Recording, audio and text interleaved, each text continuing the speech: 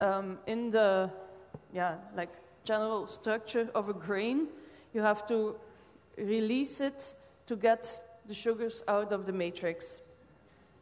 And then you have to rinse the result with water, with hot water, to extract those sugars, and then we can start cooking them up with sugars and, extra sugar, that is, as food for the yeast, and hops, of course, very important ingredient of beer. Then the next day, this is filtered, and we can start the yeasting process. And 2 weeks later, you can do the bottling, and then another 6 weeks later, you can start to try drinking your beer. So making beer is actually a very boring process, but in order to get it more interesting, I prepared all the different steps so that we can do everything in one afternoon. And I also have 15 liters of beer with me for tasting to shorten the time. So, just an overview of what you need for making the beer. I use mainly wheat and barley. You need hops, sugar, just normal sugar, what you can find in your kitchen cupboard. Baker's yeast, nothing special. It's the same family as the yeast that is used for making beer.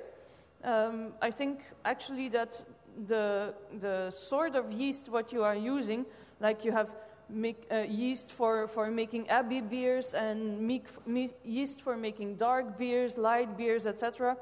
There's a lot of different yeast cultures which often have existed for centuries.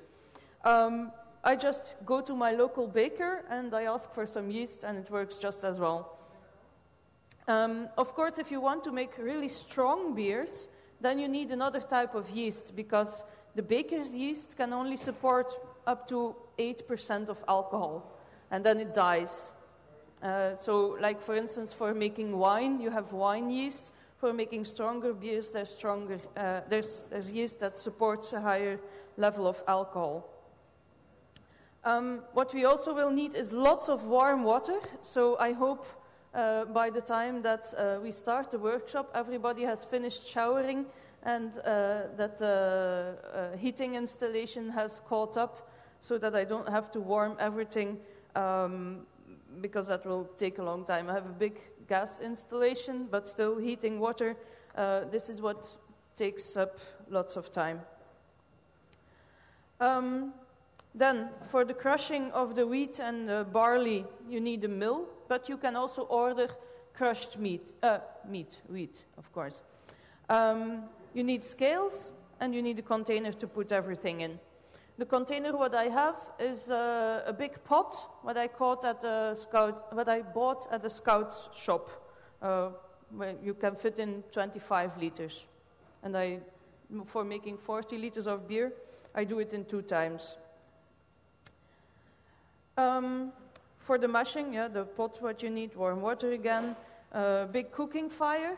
I use gas because it goes fast and also because it's mobile. I started brewing beer in my mother's kitchen, but it makes a lot of, not dirt, but you spill a lot of stuff. So now I do it in my garage, it's easier. And with the mobile gas installation, you can brew just about anywhere. Also here on the camp. You will need a timer. On your GSM you have a timer, cell phone. And you will need a thermometer, like the one that you can find for sterilizing normal foodstuffs. That's enough. We need a thermometer here that can measure between 40 and 70 degrees approximately. So nothing special, you can find that everywhere. For the filtering, you need containers or buckets, and again, lots of warm water. For cooking up everything, it's the same. You need the big pot and the gas installation. you can also use whatever you have in your kitchen. But the advantage of using gas is that it goes faster. For filtering, I will show you in the workshop what you need. I made some more advanced installations. I started out with like a cooling box, but that's not actually very handy. I went to my local Praxis or DIY store, and I made, from 2 big boxes, I made a filtering installation with a Robin in the end so that you can easily let everything flow through.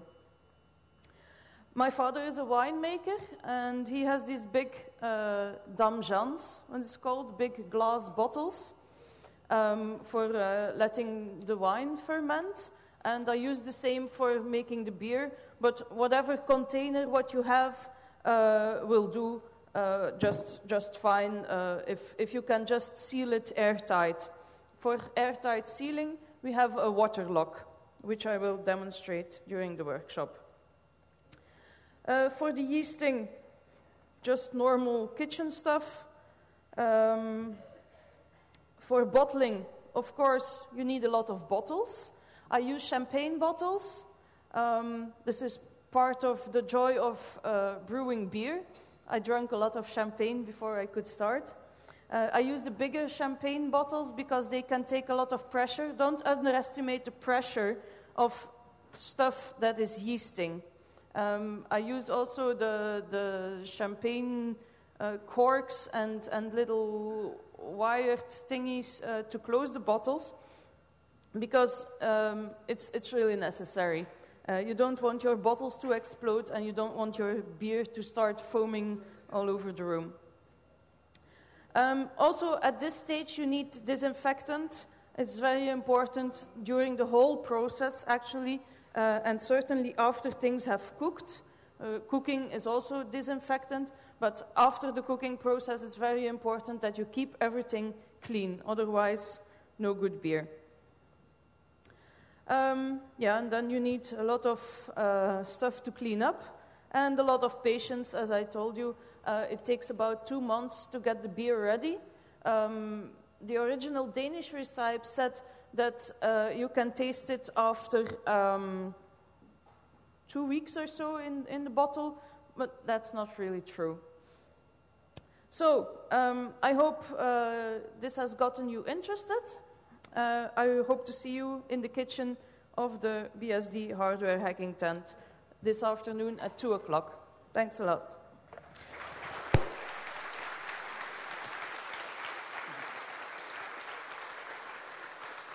Are there any questions? Please step forward to... Oh.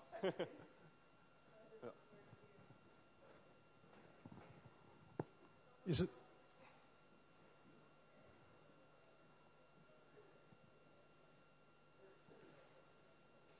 Sorry. Okay, there we go. Yeah. Hello. Is it possible to use dry yeast? Use dried yeast? I suppose so, but I have never tried it. I just go to the baker's and get fresh one. Anybody else?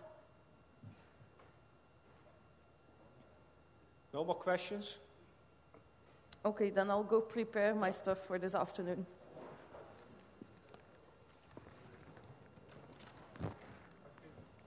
The next speaker is